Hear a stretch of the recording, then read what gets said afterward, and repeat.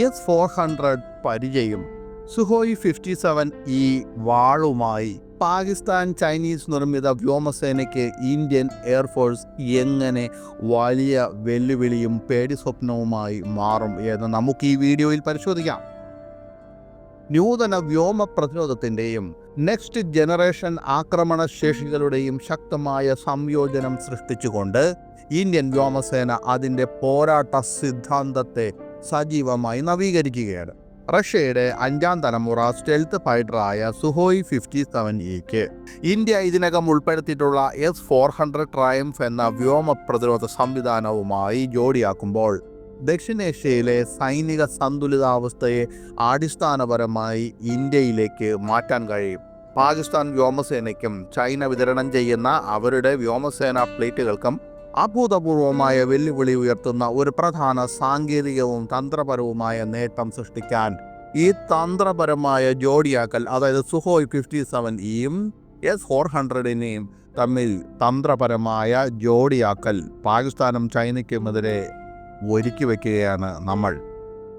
റഷ്യയുമായുള്ള കോടിക്കണക്കിന് ഡോളറിൻ്റെ കരാറിനെ തുടർന്ന് ഇന്ത്യ ഇതിനകം തന്നെ S-400 സിസ്റ്റത്തിൻ്റെ നിരവധി റെജിമെൻറ്റുകൾ പ്രവർത്തനക്ഷമമാക്കിയിട്ടുണ്ട്. വ്യോമ ഭീഷണികൾക്കെതിരെ ശക്തമായ പ്രതിരോധ ശൃംഖല സൃഷ്ടിക്കുന്നതിന് ഈ സംവിധാനങ്ങൾ തന്ത്രപരമായ സ്ഥാനം പിടിച്ചിരിക്കുന്നു.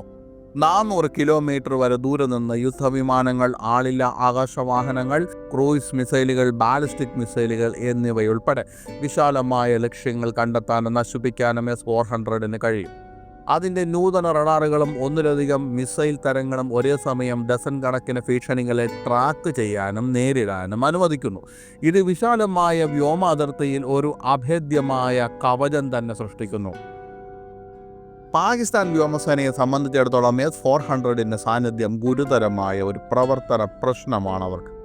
അമേരിക്കൻ F-16 വിമാനങ്ങളും ചൈനീസ് നിർമ്മിത J-10C, J-F-17 യുദ്ധവിമാനങ്ങളും ഉൾപ്പെടുന്ന അതിൻ്റെ പ്രാഥമിക യുദ്ധവിമാനങ്ങൾ മറ്റുള്ളവർക്ക് രഹസ്യമല്ല. കൂടാതെ ഇന്ത്യക്കുള്ളിലെ ലക്ഷ്യങ്ങളിൽ എത്തുന്നതിന് വളരെ മുമ്പ് തന്നെ S-400ൻ്റെ കണ്ടെത്തലിനും ഇടപെടലിനും പാകിസ്ഥാൻ്റെ വിമാനങ്ങൾ ഇരയാകുമെന്ന കാര്യത്തിലും സംശയമല്ല.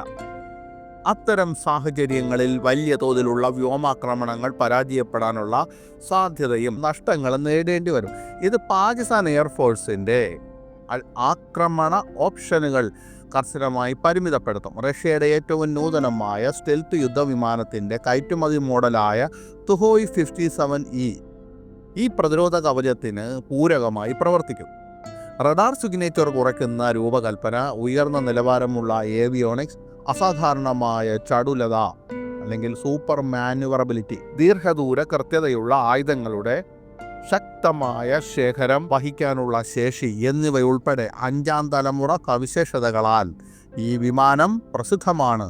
വ്യോമസേന സുഹോയ് 57E ഉൾപ്പെടുത്തിയാൽ ഉയർന്ന മൂല്യമുള്ള ലക്ഷ്യങ്ങൾക്കെതിരെ ആഴത്തിനുള്ള വ്യോമാക്രമണങ്ങൾ നടത്താനും ശത്രു റഡാർ സംവിധാനങ്ങളെ മറികടക്കാനും ശത്രു വ്യോമാതിർത്തിയിലേക്ക് തുളച്ചു കയറുന്നതിനുള്ള ഒരു പ്രാഥമിക ഉപകരണമായി ഇത് പ്രവർത്തിക്കും. ഈ തന്ത്രത്തിൻ്റെ യഥാർത്ഥ ശക്തി ഈ 2 പ്ലാറ്റ്ഫോമുകളുടെയും സുഗമമായ സംയോജനത്തിലാണ്. S-400 ഒരു കവചമായി പ്രവർത്തിക്കും. ശത്രു വിമാനങ്ങൾക്ക് ഇന്ത്യൻ ആകാശത്തേക്ക് പ്രവേശനം നിഷേധിക്കുകയും നിർണായകമായ ദേശീയ ആസ്തികൾ സംരക്ഷിക്കുകയും ചെയ്യും. അതേസമയം സുഹോയ് 57E ഒരു വാളായി പ്രവർത്തിക്കും. ശത്രു വ്യോമ പ്രതിരോധങ്ങളെ മറികടക്കാനും സ്വന്തം പ്രദേശത്തിലെ ഭീഷണികളെ നിർവീര്യമാക്കാനും അതിൻ്റെ സ്റ്റെൽത്ത് സവിശേഷതകൾ ഉപയോഗിക്കും. അതിർത്തിക്കടുത്തുള്ള S-400ൻ്റെ ഭീഷണിയും സുഹോയ് 57E വിമാനങ്ങളുടെ വേട്ടയാടലും മൂലം ഈ സംയോജിത ശേഷി പാകിസ്ഥാൻ എയർഫോഴ്സിന് ഒരു വലിയ ഭീഷണി തന്നെ സൃഷ്ടിക്കുമെന്ന കാര്യത്തിൽ സംശയമേയില്ല. കൂടുതൽ വിമാനങ്ങൾ ഉപയോഗിച്ച് സാങ്കേതിക വിടവ് നികത്താനുള്ള പാകിസ്ഥാന്റെ തന്ത്രത്തെ ഇന്ത്യയുടെ ഈ സംയോജിത പ്രതിരോധ ശേഷി ഒന്നുമല്ലാതാക്കുന്നു. S-400ൻ്റെ വിശാലമായ നിരീക്ഷണ വലയും സുഹോയ് 57Eയുടെ സ്റ്റെൽത്ത് നുഴഞ്ഞുകയറ്റവും ശത്രു ജെറ്റുകളുടെ ഫലപ്രാപ്തിയെ ദുർബലപ്പെടുത്തും. കൂടാതെ അത്തരമൊരു വിപുലമായ ഭീഷണികളെ നേരിടാനുള്ള ഇന്ത്യയുടെ ഈ തന്ത്രങ്ങളുടെ കഴിവ് പാകിസ്ഥാന് സൃഷ്ടിക്കുന്ന മാനസിക ആഘാതം ശക്തമായ ഒരു പ്രതിരോധമായി തന്നെ പ്രവർത്തിക്കും. അതായത് ശത്രുവിന് മുകളിൽ ഇന്ത്യക്ക് മുൻതൂക്കം നേടാൻ കഴിയുമ്പോൾ ശത്രു സ്വാഭാവികമായി മാനസികമായി തളരും. അത് ഇന്ത്യക്ക് ഒരു സ്വാഭാവിക പ്രതിരോധം നൽകും. പാകിസ്ഥാൻ എയർഫോഴ്സിൻ്റെ ആത്മവിശ്വാസത്തെയും പ്രവർത്തന സ്വാതന്ത്ര്യത്തെയും അത് പരിമിതപ്പെടുത്തും. ഈ സംയോജനത്തെ ഫലപ്രദമായി നേരിടാൻ പാകിസ്ഥാന് സ്വന്തമായി സ്റ്റെൽത്ത് വിമാനങ്ങളുടെയും ആധുനിക ഇലക്ട്രോണിക് യുദ്ധ സംവിധാനങ്ങളുടെയും ഒരു കൂട്ടം ആവശ്യമാണ്. എന്നാൽ ഈ സാങ്കേതിക കുതിച്ചുചാട്ടത്തിന് ഇനിയും വർഷങ്ങൾ വേണ്ടിവരും. ഇന്ത്യ ഈ 2 സംവിധാനങ്ങളും വിജയകരമായി സംയുക്തമായി വിന്യസിച്ചാൽ വെല്ലുവിളിക്കാൻ അസാധാരണമാം വിധം ബുദ്ധിമുട്ടുള്ള ഒരു തലത്തിലുള്ള വ്യോമ മേധാവിത്വം മേഖലയിൽ ഇന്ത്യൻ വ്യോമസേന സ്ഥാപിക്കും.